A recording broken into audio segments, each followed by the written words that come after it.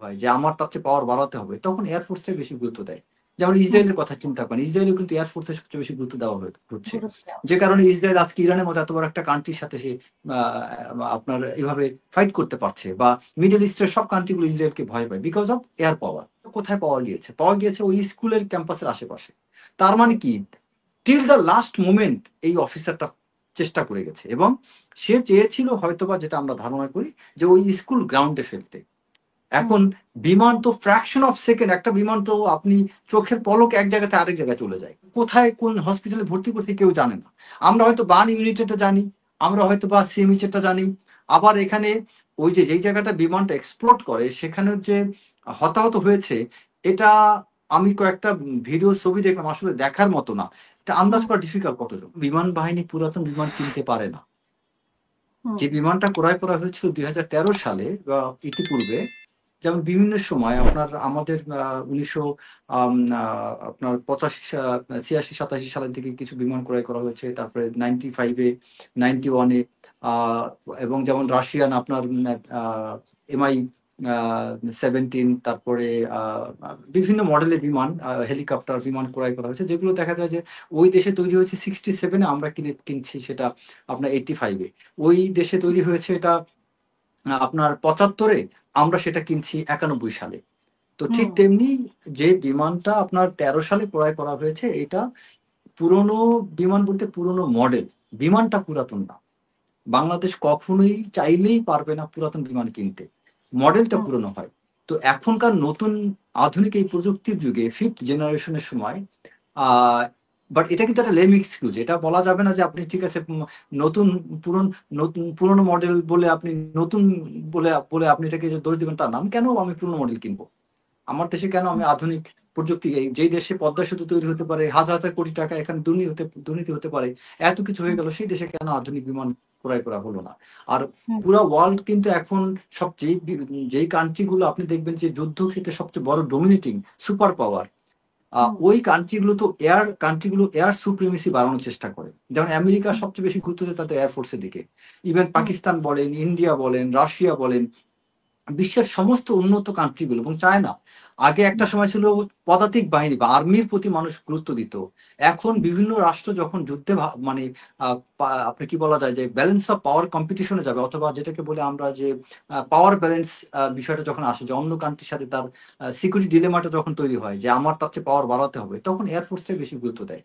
যেমন হুম, ইসরায়েলের কথা চিন্তা করেন, ইসরায়েলেও কিন্তু এয়ারফোর্সে সবচেয়ে বেশি গুরুত্ব দেওয়া হচ্ছে। গুরুত্ব দেওয়া যে হচ্ছে। কারণে ইসরায়েল আজকে ইরানের মতো এত বড় একটা কান্ট্রির সাথে সে আপনার এভাবে ফাইট করতে পারছে, বা মিডল ইস্টের সব কান্ট্রিগুলো ইসরায়েলকে ভয় পায় because of air power, air hmm, supremacy. So সেই সিচুয়েশনে আমাদের আসলে কোনোভাবে এই বিমানগুলো কেনাটা যৌক্তিক না। বাট বিমান পুরাতন না, দ্যাট ইজ ট্রু, এটা হুম, পুরোনো মডেল। আচ্ছা, হুম, এখন আসি যে এই বিমানটা যখন এই সলো ফ্লাইং এ যখন পাঠানো হয়, অ্যাকচুয়ালি এই পাইলটের এটাই শেষ ট্রেনিং এর, মানে শেষ ছিল না, ফ্লাই ছিল না। এটা ট্রেনিং এর একটা অংশ। আমাদের সব সামরিক ইভেন যদি এয়ার চিফও দীর্ঘ সময় যদি ফ্লাইং থেকে বিরতি থাকেন, হুম, তারপর কিন্তু ১ বছর ২ বছর পরে এয়ার চিফও যদি একটা বিমান চালাইতে চান, তাকে কিন্তু কিছুদিন প্রশিক্ষণ নিতে হবে। কারণ কি, আচ্ছা। এটা বিমান মানে চালানো মানে এটা কোনো ছেলে খেলা না, যে আপনি একটা অস্ত্র নিলেন, তাক করলেন, গুলি করলেন, তা না। এখানে হুম, অনেকগুলো মেন্টালি তাকে সাউন্ড সুস্থ থাকতে হবে, শারীরিকভাবে না শুধু। যেমন আমাদের আর্মির ক্ষেত্রে আমরা ফিজিক্যাল ইয়াটাকে খুব গুরুত্ব দিই, বাট বিমান বাহিনীর ক্ষেত্রে আপনার মেন্টাল মানসিক সুস্থতা অনেক বেশি গুরুত্বপূর্ণ। যেমন ধরেন হুম, কোনো বিমান বাহিনী কোনো একজন কর্মকর্তা যদি অফিসে হঠাৎ করে দেখা যায় যে হার্ট ফেল হয়ে গেল, বা হঠাৎ হুম, করে সে কোনোভাবে অজ্ঞান হয়ে গেল, বা সে মানসিকভাবে ধরেন আপনার হয়তো কোনো কারণে সেন্সলেস হয়ে গেল, আপনি দেখবেন তাকে সিএমএইচে ভর্তি করা হবে, এবং তাকে কমপক্ষে আপনার 18 উইকস বা 30 উইকস একটা নির্দিষ্ট ডিউরেশন পর্যন্ত তাকে ফ্লাই করতে দেওয়া হবে। থাকতে হবে, তার হ্যাঁ। পুরোপুরি মেডিকেল চেক আপ করা হবে। তার কিন্তু শরীরে কোথাও খুঁত নেই। কিন্তু তারপরেও মানে তারপরেও, এতটা সিরিয়াসলি দেখা হয় বিমান বাহিনীর ক্ষেত্রে। হুম, এখানে একদম জিরো টলারেন্স। আপনার physical fitness, mental and physical, এই হুম, ফিটনেসটাকে খুব অ্যাকুরেটলি দেখা হয়। তো বিমান যখন ফ্লাই করতে যায়, তখন কিন্তু বিমানটা সবকিছু চেক করা হয়েছে। হুম, সো এখন প্রশ্ন থাকতে পারে যে এই চেকিংটা যাদের দ্বারা হয়েছে, তারা হুম, ঠিক মতো করছে কি না করছে, এটা তদন্তের মাধ্যমে বের হয়ে আসবে। হুম, আর তারপরে এই বিমান যখন দুর্ঘটনা ঘটে, এই পাইলটের বিষয়টা এখানে, পাইলট কিন্তু সর্বোচ্চ চেষ্টা করছে, দ্যাট ইজ প্রুভেন। কিভাবে?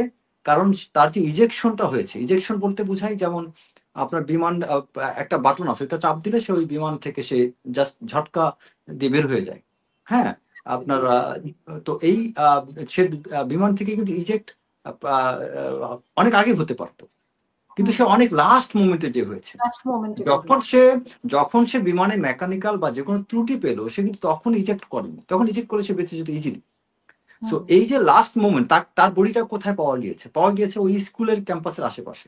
তার মানে কি, টিল দ্য লাস্ট মোমেন্ট এই অফিসারটা চেষ্টা করে গেছে, এবং সে চেয়েছিল হয়তোবা, যেটা আমরা ধারণা করি, যে ওই স্কুল গ্রাউন্ডে ফেলতে। এখন বিমান তো ফ্র্যাকশন অফ সেকেন্ড, একটা বিমান তো আপনি চোখের পলক এক জায়গাতে আরেক জায়গায় চলে যায়। তো এখানে তো মানে মানে মিনিট সেকেন্ডে হিসাব করা হয় না। ওই মুহূর্তে হ্যাঁ, এটা তো গাড়ি না যে আপনার 60 কিলোমিটার বেগে চলে। হ্যাঁ, একটা বিমান আপনার কয়েক হান্ড্রেড কিলোমিটার স্পিডে চলে বা 1000 কিলোমিটার স্পিডে চলে।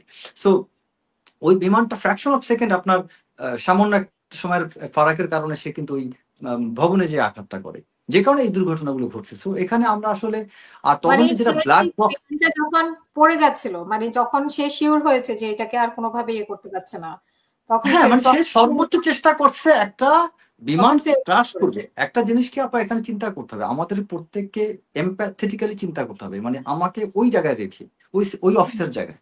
সে কিন্তু, আপনি চিন্তা করেন যে আপনি দেখতে পাচ্ছেন আপনি একটা গাড়ি ড্রাইভ করছেন, আপনি খেয়াল করলেন গাড়ির পেছনে আগুন লেগে গিয়েছে। তখন ওই মুহূর্তে আপনি গাড়ি থেকে বের না হয়ে আপনি চেষ্টা করছেন যে আমি যদি বের হয়ে যাই, গাড়িটা এখানে যে আগুন ধরে, রাস্তায় অনেক বড় দুর্ঘটনা ঘটবে। তো আমি চেষ্টা করি গাড়িটা এমন একটা জায়গায় নিয়ে যেতে এবং তারপরে বের হতে, যেখানে গাড়িটা বাস্ট হলেও, এক্সপ্লোশন হলেও বড় অনেক মানুষের ক্ষতি হবে না। তো এই চিন্তাটা তো চারটিখানি কথা না, একটা বিমান তো আরো কঠিন একটা বিষয়। বিমানটা যখন ফ্লাই করছিল সেই মুহূর্তে এখানে প্রতিটা সেকেন্ডের মধ্যে আপনার খুব ফাস্ট ডিসিশন নিতে হয়। এটা মানে অ্যাকচুয়ালি এটা কেউ কল্পনা না করে উপলব্ধি করতে পারবে না। তো এখানে এত অল্প সময়, এটা আপনি যে ইন্ডিয়ার যে বিমানটা, ইন্ডিয়ার যে দুর্ঘটনা ঘটলো প্যাসেঞ্জার বিমান, সেটা কি জাস্ট 1-1.5 মিনিটের ব্যাপার ছিল, কয়েক সেকেন্ড ব্যাপার ছিল। বিমানটা উঠছে, তারপর এটা আস্তে করে নেমে যাচ্ছিল, পরে একটা মেডিকেলে যে পড়লো। এটা কিন্তু not more than even 2 minute বা 1 মিনিটের কম সময়। সো এখানে এই বিষয়টা ছিল, এখানে যখন সে ত্রুটিটা দেখতে পেল বিমানে, তখন ওই মুহূর্তে আসলে তার জন্য যথেষ্ট সময় ছিল না কোনো প্রতিকারমূলক ব্যবস্থা নেওয়ার। তো তার হাতের কাছে তখন যা ছিল সেটা তাকে করতে হয়েছে। মানে কি, কাছাকাছি একটা মাঠ খোঁজার চেষ্টা করেছিল সে মাঠ পর্যন্ত মাঠেও ঠিক মতো ফেলতে পারেনি, এবং তার ইজেকশনটা ওখানে যেহেতু হয়েছে, তার মানে ধরে নিতে হবে যে সে সর্বোচ্চ চেষ্টা করছে। কারণ যদি ইজেকশনটা ওখান থেকে 1-1.5 কিলো দূরে হইতো, তাহলে আমরা পাইলটকে ব্লেম দিতে পারতাম। তো তার মানে ওইটা সে চেষ্টা করছে, এই জায়গাটা আমরা তাকে সম্মান জানাই। এবং তার ফ্লাইং কেরিয়ার বা তার যে ট্রেনিং রেকর্ড অনুযায়ী সে অফিসার, ভালো একজন অফিসার ছিল, সে মেধাবী, যোগ্য, চৌকস একজন অফিসার ছিল। আচ্ছা, এরপর আরেকটা বিষয় হচ্ছে কি, যে ব্ল্যাক বক্স নিয়ে অনেকে কথা বলছে, বিমানে ব্ল্যাক বক্স ছিল না। অ্যাকচুয়ালি সব বিমানে ব্ল্যাক বক্স থাকে না, বাট এইটার একটা অল্টারনেটিভ একটা ভার্সন আছে, যেটাকে আমি আপনাকে মানে এই করে বলি যে এখানে ব্ল্যাক বক্স না থাকলেও এটার অল্টারনেটিভ কিছু, ওটা এফডিআর বা এফডিআই একটা শব্দ আছে, আমার ঠিক মাথায় আসছে না। তো সেটা ব্যাকআপ, হ্যাঁ, ওই ব্যাকআপটা সেখানে আছে, ওই ব্যাকআপ অনুযায়ী এটা ইনভেস্টিগেশনে বের করা সম্ভব হবে। আচ্ছা, এরপরে এখানে আবার অনেকে বলছেন যে আইএসপিআর বিষয়টা, যে ডেড বডি নিয়ে। অ্যাকচুয়ালি কি, আমরা সাধারণ জনগণ, আমরা 20 জন বলতে পারি, 100 জন বলতে পারি, 60 জন বলতে পারি, অনুমান করে আমরা অনেক অ্যাজাম্পশন তৈরি করতে পারি। কিন্তু আইএসপিআর তো একটা অফিসিয়ালি একটা ইনস্টিটিউশন, এই জায়গা থেকে তো তারা দায়িত্বহীন কথা বলতে পারবে না। তাদেরকে এক্সাক্ট ফিগারটা কিভাবে এক্সাক্ট ফিগারটা বলবে?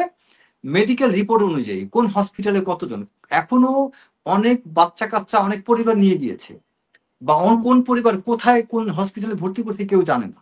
আমরা হয়তো বার্ন ইউনিটেডটা জানি, আমরা হয়তো বা সিএমএইচটা জানি। আবার এখানে ওই যেই জায়গাটা বিমানটা এক্সপ্লোড করে, সেখানে যে হতাহত হয়েছে, এটা আমি কয়েকটা ভিডিও ছবি দেখলাম, আসলে দেখার মতো না। এটা আন্দাজ করা ডিফিকাল্ট কতজন, এটাকে আন্দাজ করা একদমই ডিফিকাল্ট। এখন আমি আন্দাজ করতে পারি, আইএসপিআর তো আন্দাজ করতে পারবে না। আমরা একদম যে একটা ক্লাসে তো অনেকগুলা বাচ্চা থাকে, বারান্দায় বাচ্চা থাকে, কমন রুমে। এখন এখানে এটা তো একটা আছে, এটা আসলে উত্তর দেওয়ার জন্য উত্তর না, আমাকে লজিক্যালি চিন্তা করতে হবে। ওই ক্লাসে তো আমার রেজিস্টার খাতা আছে, তাই না? আমার হাজিরা খাতা আছে। হাজিরা খাতা প্লাস অভিভাবক আমরা যদি চেক করি, ধরেন আমার হাজিরা খাতায় 72 জন স্টুডেন্টের আমার উপস্থিতি নেওয়া আছে। এখন আমি ওই 72 জনের এবং রেজিস্টার কিন্তু খুঁজেও পাওয়া গিয়েছে। আমি দেখলাম যে হাজিরা খাতা, ওইটা আমি কয়েকটা ভিডিওতে দেখলাম, খুঁজে পাওয়া গিয়েছে।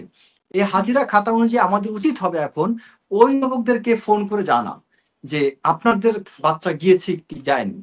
তখন কিন্তু আমি এক্সাক্ট ফিগারটা পাবো। কারণ আমরা যদি এই জিনিসগুলো না করি, ষড়যন্ত্রকারীরা কিন্তু ষড়যন্ত্র করতে থাকবে। যেমন ধরেন অলরেডি কিন্তু কতগুলো বিষয় আইডেন্টিফাইড হয়েছে। যেমন ওই জায়গায় আপনার মাইলস্টোন কলেজের ছাত্র সেজে কিন্তু কিছু বহিরাগতরা ওখানে গিয়েছিল। তার মধ্যে একটা ছেলের আমি ভিডিও দেখলাম, ছেলেটা নারায়ণগঞ্জের ওই যে কি বাবু যেন আছে, নজরুল ইসলাম বাবু, তার একজন কর্মী। এটা দেখলাম কয়েকটা সোশ্যাল মিডিয়াতে দেখতে পেলাম যে সে ওই জায়গায় ছাত্র সেজে ওখানে বক্তব্য দিচ্ছিল এবং খুব উত্তেজিত করে